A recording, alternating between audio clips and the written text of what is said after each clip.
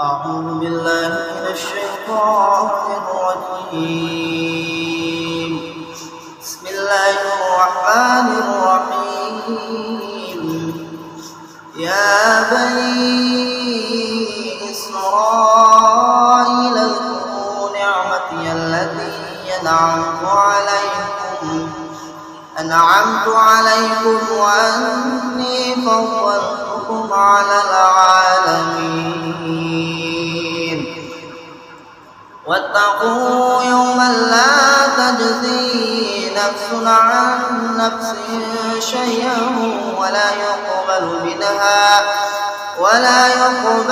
منها شفاعة ولا يؤخذ منها عدل ولا هم ينصرون. وإذ نجيناكم من آل فرعون يصومونكم سوء العذاب يذبحون أبناءكم ويستحيون نساءكم وفي ذلكم بلاء من ربكم عظيم. وإذ فرقنا بكم البحر فأنجيناكم وأغرقنا آل فرعون وأنتم تنظرون. وإذ واعدنا موسى 40 ليلة ثم اتخذتم العجل من بعده وأنتم ظالمون. ثم عفونا عنكم من بعد ذلك لعلكم تشكرون. وإذ آتينا موسى الكتاب والفرقان لعلكم تهتدون.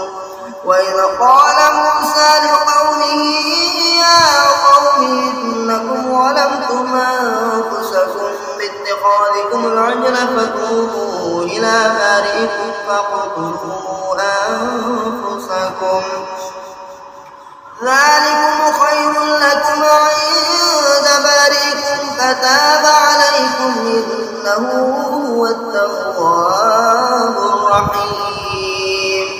وإذ قلتم يا موسى لن نؤمن لك حتى نرى الله جهرة فأخذتكم الصاعقة وأنتم تنظرون.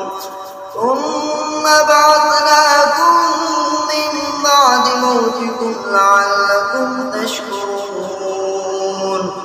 وظللنا عليكم الغمام وأنزلنا عليكم المن والسلوى كلوا من طيبات ما رزقناكم وما ظلمونا ولكن كانوا أنفسهم يظلمون.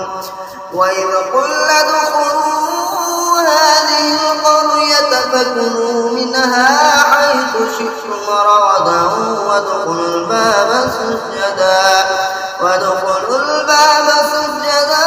وقولوا حطة نغفر لكم خطاياكم وسنزيد المحسنين. فبدل الذين ظلموا قولا غير الذي قيل لهم فأنزلنا على الذين ظلموا رجزا من السماء